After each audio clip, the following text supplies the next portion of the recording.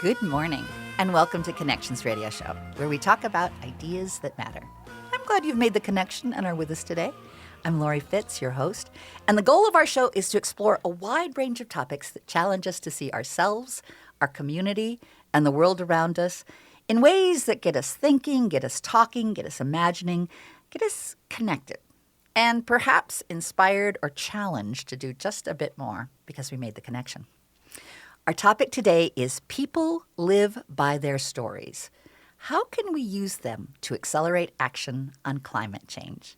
And to share with us about telling stories and sharing stories and exploring stories is a woman called, her book is called, a woman who has authored a wonderful book. Her name is Anna Farrow Henderson. Her book is Core Samples, a climate scientist's experiments on politics and motherhood. Welcome, Anna. Thank you. So glad you're here today. I'm so glad to be here, Lori. You are an award-winning writer, a PhD scientist, and an environmental policy expert. You're a fellow at the Institute on the Environment at the University of Minnesota, and you also teach at the Loft in the Library Center, and you work in climate advocacy. You live with your family in St. Paul, where you make daily visits to the Mississippi River. Tell me about the Mississippi River and how you love it. I feel so lucky to have the Mississippi. It is a grounding force and an organizing force. But maybe kind of the great joke of the Mississippi in Minnesota is that it's a really steep ravine. So when I go down there, actually what I see is forest. And you have to go into the forest to get a view of the water. Isn't that a great metaphor, that we do have to sometimes go through the forests of confusion to find our place, and sort of as we're looking towards our goal, we sometimes have to search and find where we're going and how we're going, which your book does. Your book tells your story, and it also tells the story of science and art and making change. Tell me how you decided that you initially wanted to be a geologist. I didn't think of myself as a scientist growing up, and it wasn't a thing that people thought about. Nobody suggested that I would be a scientist.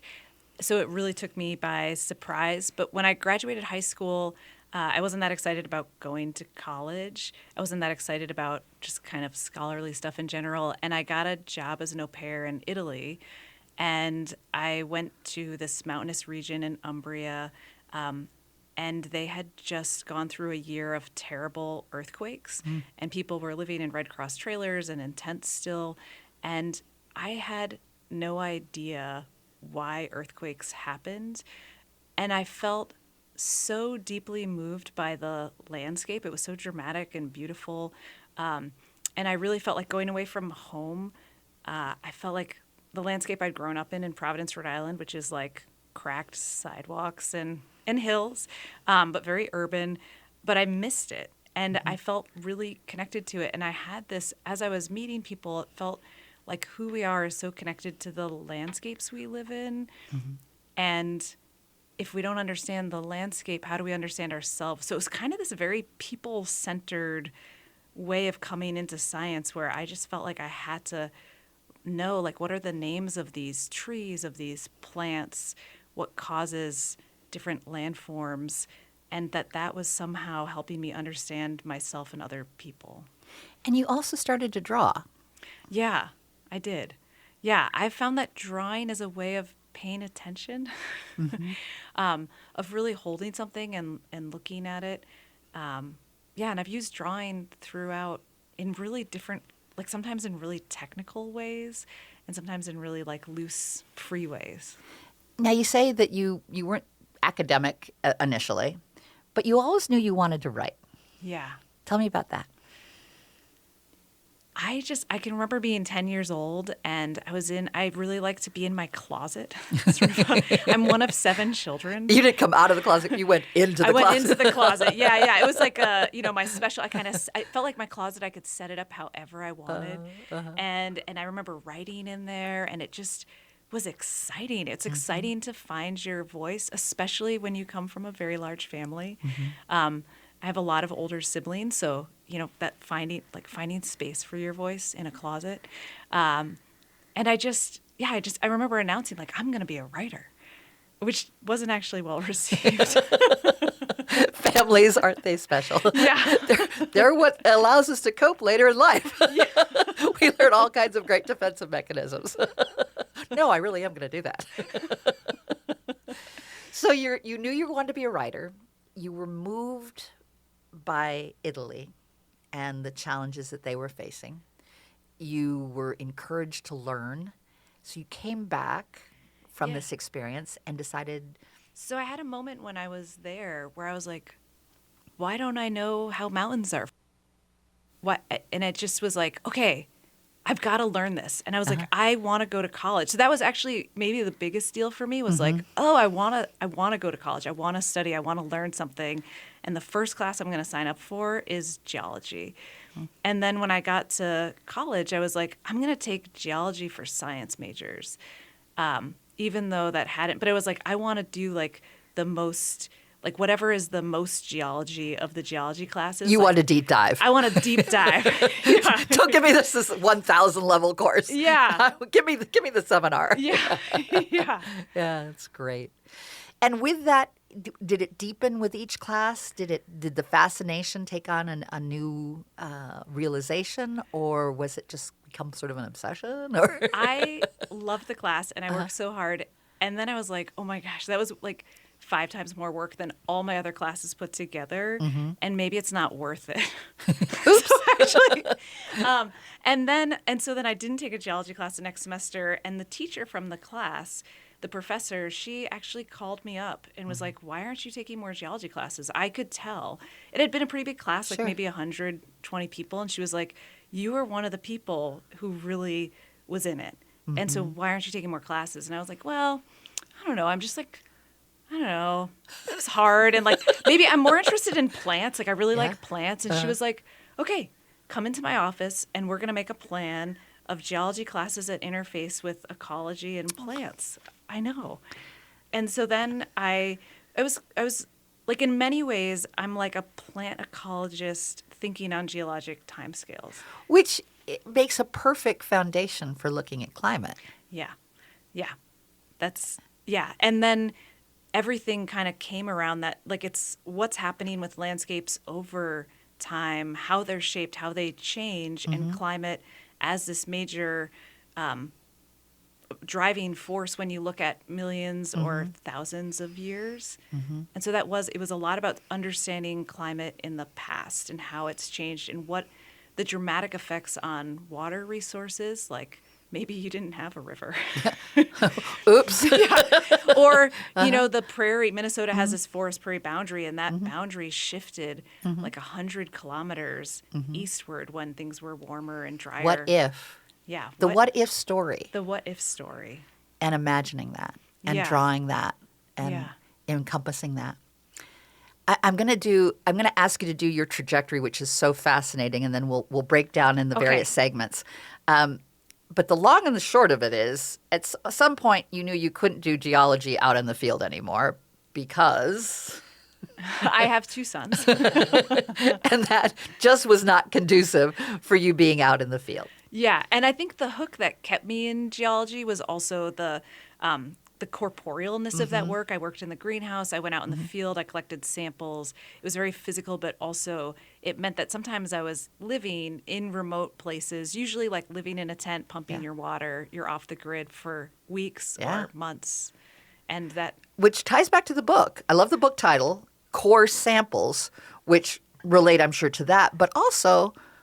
bigger. How are you taking these little core samples and making sense of them in life, essentially? The book title is Core Samples, A Climate Scientist's Experiments with Politics and Motherhood. So you had the experience of being out in the field, but realizing if you're out there for weeks, that's not going to be conducive for motherhood. Yeah. So what was your next experience after leaving geology? Or integrating geology into the next level of your career? Yeah. So when I became a mom, I had my first son 4 months before defending my PhD. And people didn't necessarily have like the best outlook on that. So that was, I was getting this reaction from people that wasn't really positive. I was totally ready. I had all my ducks in a row. I had my work done. I was ready. So there was no problem, but people sort of anticipate a problem or think there's a Maybe conflict. uncomfortableness because you're pregnant. Yeah. And I had applied for postdoctoral fellowships. It's like the step you take after a PhD to be on a tenure track line in academics. And I was going to do lab work. So that was the plan. And that was really exciting scientifically and intellectually. So it all fit really well. It wasn't actually like any kind of compromise. But I did find that doing lab-based work it didn't include any of the things I love. Oops. Oh, well. Yeah, I was like, it's a good career choice if I only loved it. Yeah, like work with carcinogenic chemicals in a fume hood in a room with no windows for hours. Yeah. Run machines through the night without sleeping for 3 or 4 days. It was not, so it didn't, I wasn't enjoying the daily work of it in the same way, though it was intellectually. It didn't ignite your passions. It didn't ignite my passions. And I was feeling this, having a kid really forces some decisions around time and time pressure and this sense of like I think you can go for quite a long time being like, well, one day when I grow up. Right. And then having a baby was like, oh, I'm a grown up. It's today. Like the choices I'm making today. And what do I want to tell this person? There's somebody I have to account to who's going to say, well, what were you doing and why? And I'd been studying climate change. We had just gone through the financial crisis of 2008 and the oil industry was booming. Like natural gas was booming. I was living in Pennsylvania. I'd gone to Pennsylvania for my postdoc, and there were amazing jobs in oil and gas. And I thought, how is it that I could have studied climate change and I have the perfect tools for extracting oil and gas? And that would be my life story. Like, that's so disappointing.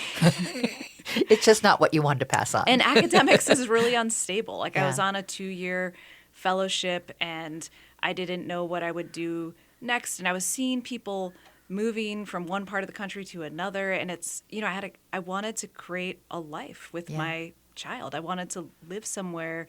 You meet other people's children. I wanted to watch other people's kids grow up too. I wanted to be in a community. And so I had this thought of like, instead of looking at climate in the past, like this is happening right now. And I'd been frustrated. I wanted to get involved. I didn't have a doorway or a pathway or a connection. The people around me weren't connected. So we're studying climate. We're talking about climate.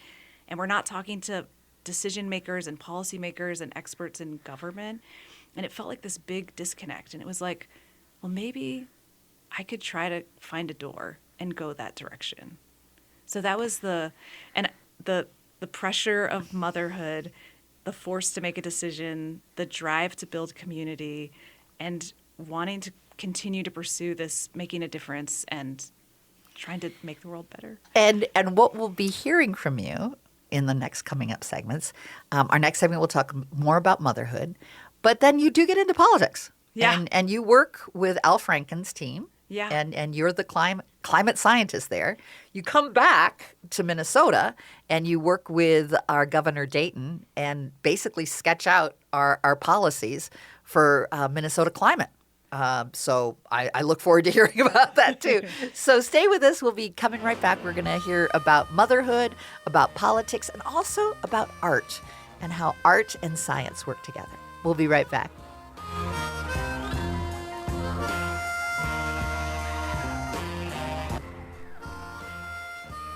Welcome back to Connections Radio Show, where we talk about ideas that matter. I'm Lori Fitz, your host, and our topic today is People Live by Their Stories. How can we use them to accelerate action on climate change?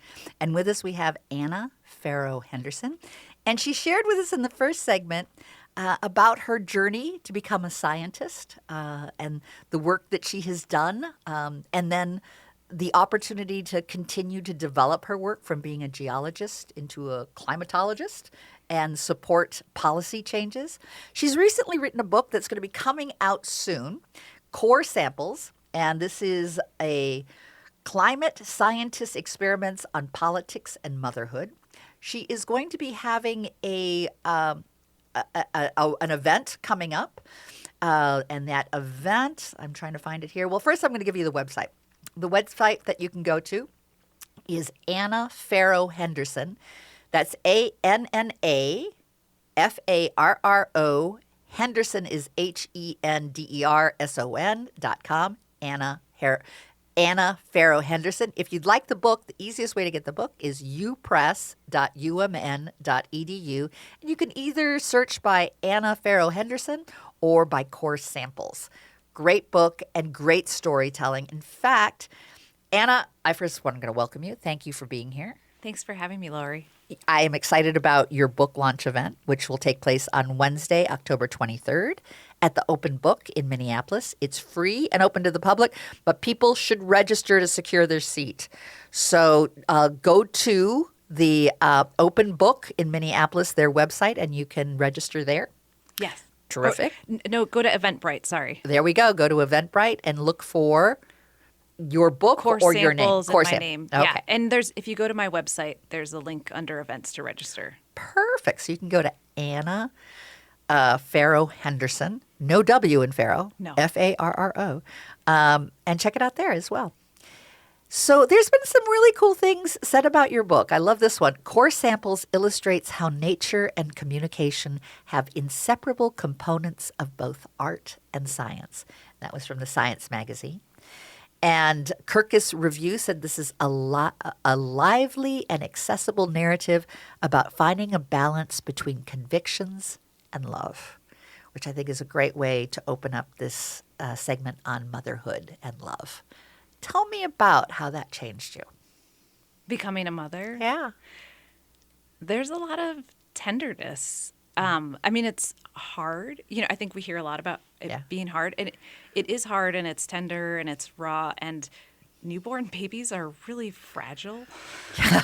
I've often and you trust them to these people that know nothing? Yeah. It was like, why are you letting me leave the hospital with this tiny thing? Completely dependent. Completely dependent, and you have to be completely present. The needs are in the moment, and you need to respond. And I think that care for another being and being so present in the moment and with myself and with my partner, it just created more perspective on life. Like, as a scientist, it felt like we were all drinking the Kool-Aid that all that mattered was work. Yeah.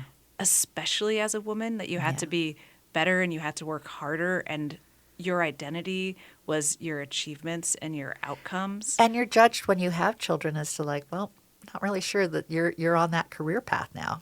Yeah. Yeah. Yeah. There's a lot of like, oh, you might not really be serious. Yeah. And that's hard. It is. It is like this doubt that you could be doing two things at the same time. And that I have to believe. I love the title of the book where you have Course Samples, a climate scientist experiment on politics and motherhood. Did you see it was sort of some experiments you're doing? Yeah, And becoming about, this is sort of like, we're going to run this experiment today with my children because I'm learning how to do this. Yeah, I hadn't done very much childcare or babysitting. I come from this big family, but most of my siblings are older, so I didn't really know much. So it did feel like everything with parenting, especially the first kid, it was like I heard that, if you want them to not be a picky eater, give them all different flavors. So as soon as he was eating, I'm putting like curry powder in the food. And it was like, if you don't want them to be too sensitive to noise, then play music and vacuum and have noise. And I did that. And you know what? That doesn't matter because they're a different person when they're 2 than when they're 9 months. But early development. Early development. Yeah. There was this sort of anxiety of Yes. yeah. So it was just really, everything was a little bit shocking because I just didn't know. But you also were learning things along Yeah. the way.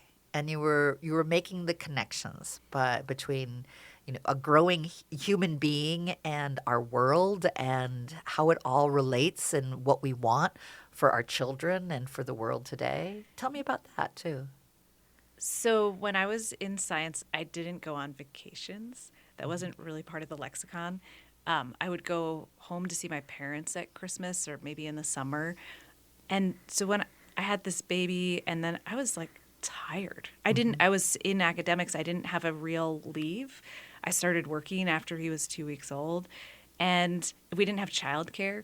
And so when he was about to be 2, I was like, I need to go to a beach. I need to have a vacation. And so we went to Florida for the first time, and you take a 2-year-old to the beach, and you know what they do? They strip naked and run into the water, and they roll in the sand, and they like pick things up, and they're like just full of wonder and joy and playfulness. And I think that, becoming a mom and having that be part of life, where you're like, oh, this is part of life too. Like, we're going to roll around in the sand and we're going to play. And so I felt like motherhood was really like there were hard things, there were learnings, and there was a lot of like opening. And aha moments. Yeah. The aha of like, oh, that's what we can do. That's who we can be. Yeah. We don't have to lose that. And like I could go to a beach and have a vacation and sleep a bunch, and I can have fun and be playful. And at the same time, I can do meaningful work. Mm-hmm. I want to read another thing that was written about you. Climate scientist and policy expert Anna Farrow Henderson embarks on a remarkable narrative journey in core samples, exploring how science is done, discussed, legislated, and imagined. Through stories both raucous and poignant of far-flung expeditions, finding artistic inspiration in research, and traversing the systemic barriers women and mothers face in science and politics, she brings readers into the daily rhythms and intimacies of scientific research and political negotiation. Good stuff. We have to take a break, but I want to let folks know that when we come back, we're going to be talking about that politics and how that impacts and what the switch is for a scientist who is used to the scientific environment, suddenly in the bureaucracy of change and politics. I can't wait to talk to her. We'll be right back.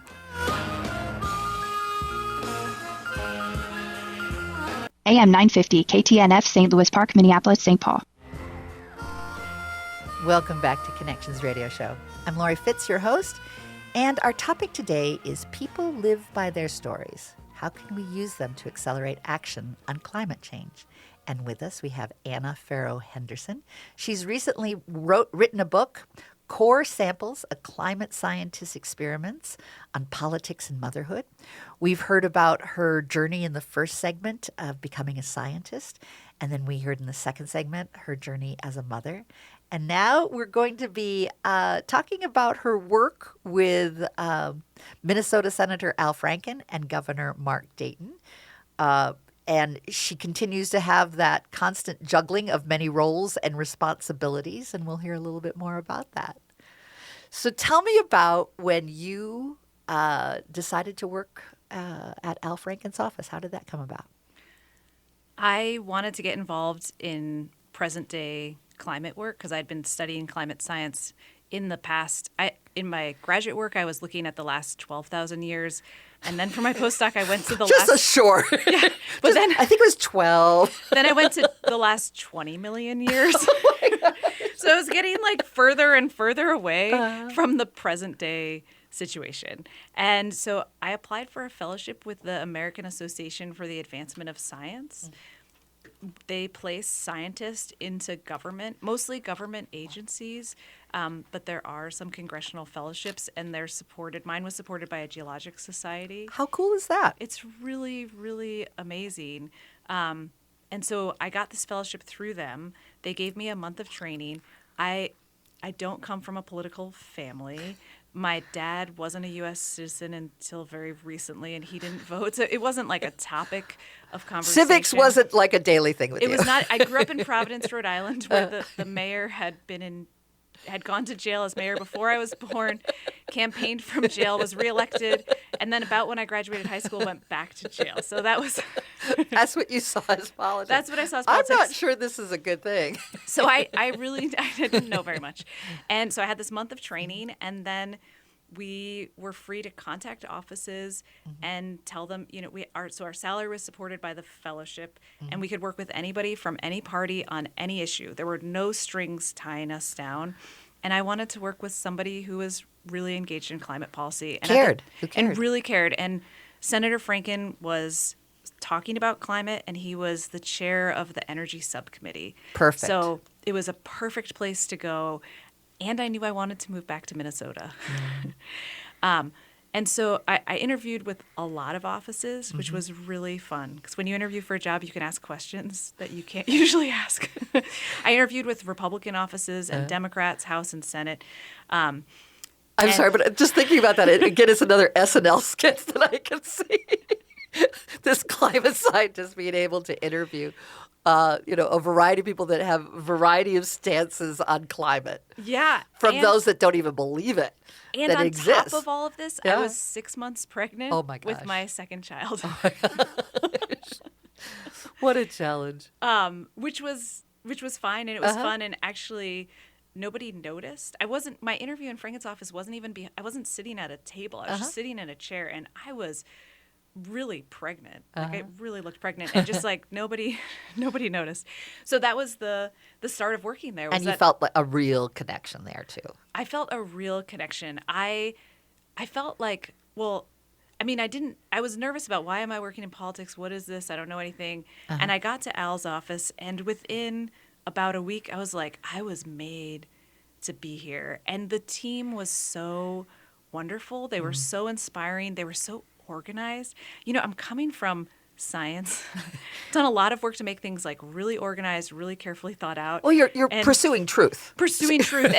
And Senator Franken's office was very well organized and efficient, and we were trying to do the best job possible.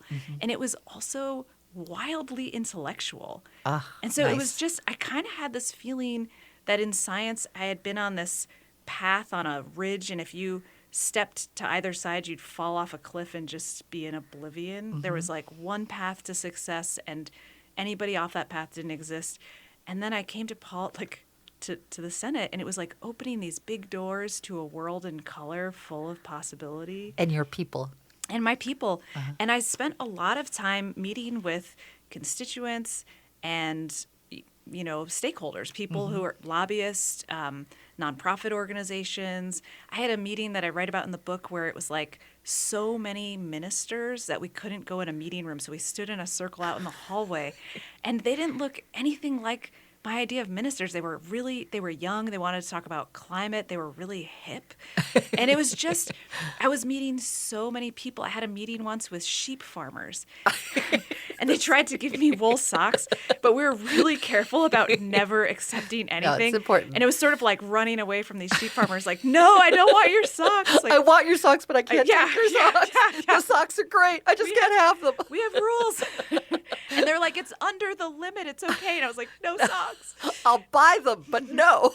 But I just like, I was like, in science, I spent a lot of time in windowless rooms doing work for hours and hours, and just being with people, meeting people, talking to them, learning about what they cared about so deeply, what they were passionate about. It was really thrilling. And with that, you do have a piece of your work that you can share that I'd love to have. This would be a great time for you to share from your book. So this is an essay called The Congressional Lactation Diary, and it comes from having actually kept a diary while I was pumping milk in the U.S. Senate. Though this is an essay, so it is crafted. It is not my raw diary. So April 1st, 2013. I'm on the verge of tears and half naked in the United States Senate. My pump won't work. I don't know what to do. The lactation room has a chair, a fridge, a sink, beige walls, and a door that locks. I checked in with a nurse at the front desk, but I can't ask for help with this. I hear metal curtain rings slide in the room next door where sick people are laying down. I don't know if I can do this job and be a mother, never mind keep up milk production, but I can write everything down. This will be my lactation diary. I just took the pump completely apart, put it back together, and bingo. It's a trick I learned with mass spectrometers in the laboratory. Sometimes if you can't figure out what went wrong or why, just start fresh. When I walked into the building this morning, electricity shot up my legs. Each click-click of my heels sent a shock. The black veins and flecks in the marble walls don't match from one block to another, creating a sense of motion. It's like birds flying in the distance or wind rustling in the leaves. It's like the building is alive. As a climate scientist, I was trying to make a difference, but shouting in a room with other scientists wasn't getting anywhere. No one else was listening. I didn't know how to be heard or who to talk to. Here I am in the middle of it all. Boom. A friend from my lab said that my postdoctoral advisor told them I'd gone off the deep end. She was as likely referring to my having a second child as to my working in Congress. When she congratulated me on my fellowship, she said that if I left, I could never come back. But does that mean I'm no longer a scientist? Ounces, 9. Wow. Good stuff. As you were sitting there in this new environment and taking it all down, we say, we say that the topic of of our show today is people live by their stories. How can we use them to accelerate action on climate change?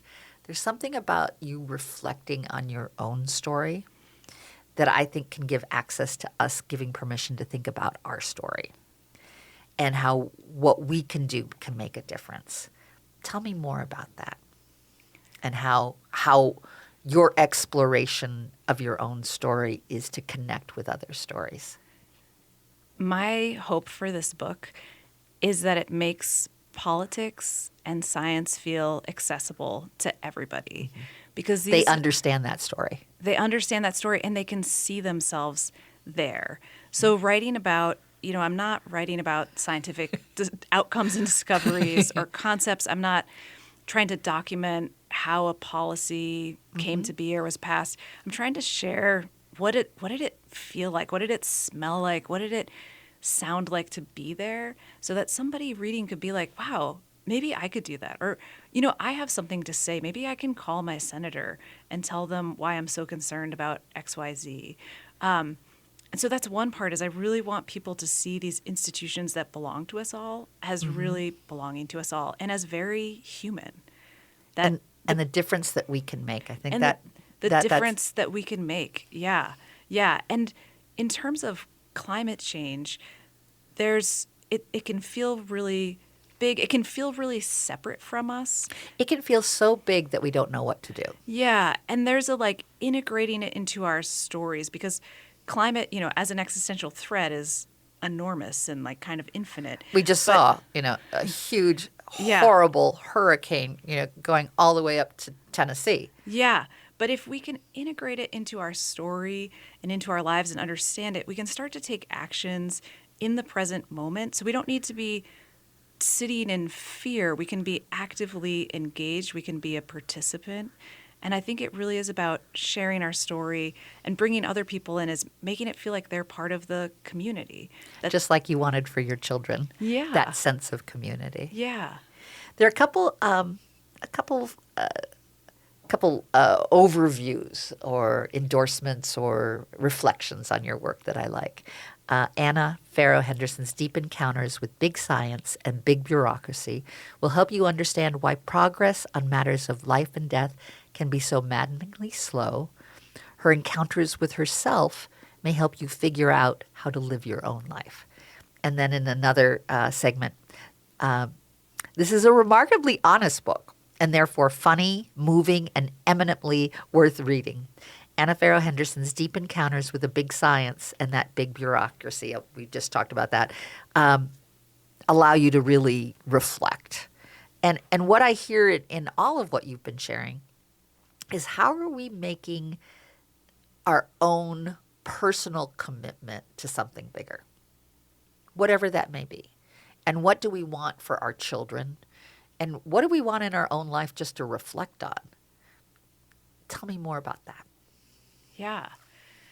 I think making decisions that match our values and even feeling like we're allowed to say well, this is important to me. So when I left academics, my postdoctoral advisor told me I couldn't come back if I left. It was like you're doing something kind of crazy. So people around me didn't necessarily make sense to them. When I left Governor Dayton's office and I wanted to write. And I should mention, after you left Al Franken's work, you went to work with Dayton and you helped craft our science, our climatology plan, our policies for Minnesota. Yeah, I came back to the state and I was actually in the bureaucracy in an interagency board. and I worked on the state's second climate plan. We're now working on our fourth climate Oh, plan my right goodness. now. Just so it keeps, it's a working document. It's a community informed document. And then I went to work for Governor Dayton to be his water advisor. And so it's Getting back to the river. getting back to the river, and it's very linked to everything on climate, but it was a different frame. And Governor Dayton had just passed a new regulation on farmers called the buffer law. If people have heard about it, they might remember that Governor Dayton was referred to as the buffer bully. It was very controversial. From people from all sides, people inside our administration. That's something that I write about in here. It wasn't like one side versus the other. It was like everybody was pretty uncomfortable with this new regulation. And I was brought in Make it better. to the state capitol to make sure that we implemented this regulation, that it was successful, and that we didn't just stop there, but that we built a water ethic as a state. So it was a lot of public engagement and public meetings traveling around the state. I wish we could go on just a little bit longer, but I do need to go to commercial. But I love ethics as being the heart of what needed to be shared and understood about ethics and climate change. Yeah. We'll be right back. We're going to share more about Yeah. how even art can be a part of all of that as well. We'll be right back here on Connections Radio Show.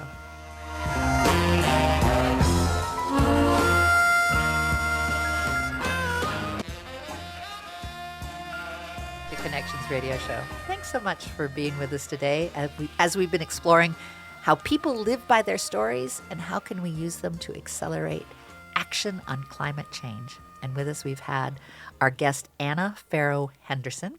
She's recently written a book. Actually, it's not come out quite yet. It's coming out soon. Core Samples, A Climate Scientist's Experiments in Politics and Motherhood. Great book. You can go to upress.umn.edu and look it up either by going to her name, Anna Farrow Henderson, or by going to the book title Core Samples. Also, coming up is a wonderful book launch event. And at the book launch, it will be on Wednesday, October 23rd. The open book in Minneapolis. It's free and open to the public, but you should register. You can register by going to Eventbrite, or there is a link on Anna's website. Her website is annafarrowhenderson.com. And the Farrow does not have a W, so it's ANNAFARROHENDERSON, annafarrowhenderson.com. Anna, you're going to be doing something special at these events. Tell me about that.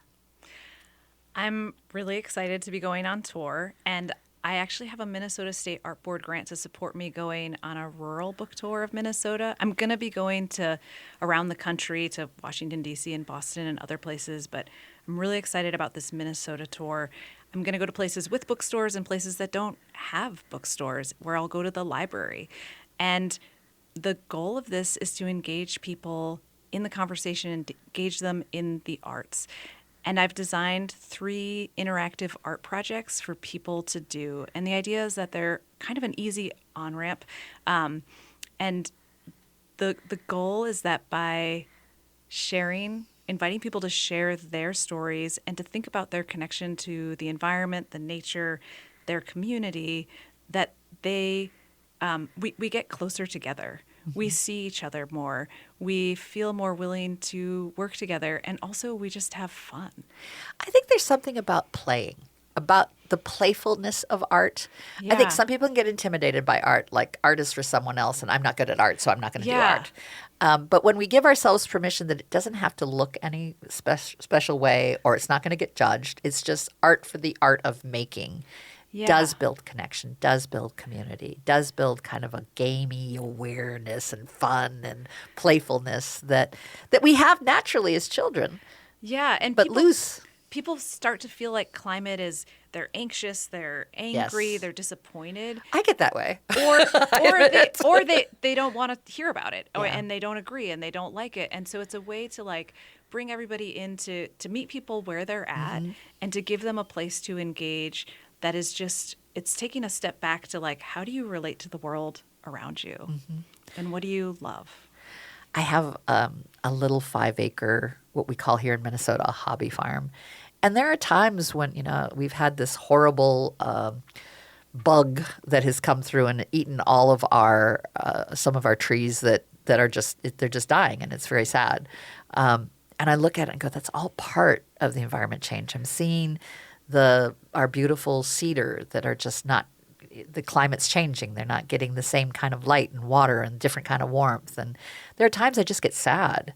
I mean, Yeah. I've lived there 20 years, and just seeing the changes just on my little 5 acres is like, wow, there's something sad. But yet I also feel hopeful because I'm trying to do something to make it better.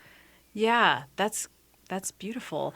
And that sadness is real, and that grief is real. And one of the things I saw working in politics, so when I worked for Governor Dayton, everything I did was controversial, and people were upset and angry, and I had people calling me, and they might be crying, they might be yelling. Yeah. And what I found, like particularly I worked on Fargo-Moorhead flooding issues. Yeah. And also these regulations on farmers. And what I found is that if somebody calls, whether they're angry or they're crying and they're upset, you have to make space for that emotion before you can get to the conversation about okay, what is the problem and what can we do about it? And I think that that's also, we collectively as a society kind of need to release some of our emotion so that we can build things and we can get through and make the changes we need to make. And so I guess it's part of the hope of the art is that it's a space for that expression. It's also part of the story. I mean, if you allow people to share their story, whatever that may be, their story about their little hobby farm or the rocks that they may bring you as a geologist at some point, it's that connection of honoring, that's a story that you're carrying in your heart. And what can you share about that, and what can we do together? Yeah, and when I see your story, maybe I don't agree with any of your politics, but I see your story and I care about your farm, and I care that you're upset about your trees, and then I'm connecting to you. Yeah. And I think we get a little bit too divisive on the politics and on kind of having almost ways of rating each other, and that we need to see each other. And we can chop down those ash trees and plant new ones. And it's sad to see the ash trees go. Yeah. But they're diseased, and we have to get them out. The boar ash has come through and destroyed them. The only thing constant is change. Yeah. But the beauty of the possibility. And Yeah. thank you for bringing the beauty of the possibility, the beauty of the story. I want to again thank you for writing such a beautiful book, Core Samples, A Climate Scientist's Experiments in Politics and Motherhood, a series of essays that take us on a journey and connect us. So we're going to have you back, as I promised. So I'm Thank you. promising the audience as well. We're going to have her come back around the holidays, and we're going to do some of those art things that you can share with you on your art grant that you did it on radio as well. I hope you will join me on the journey at a book event, and I also hope you'll come back and join me through the art, and we can do it through radio. Absolutely. Well, thank you for joining us this week here on AM 950, the progressive voice of Minnesota on Connections Radio Show. Thank you.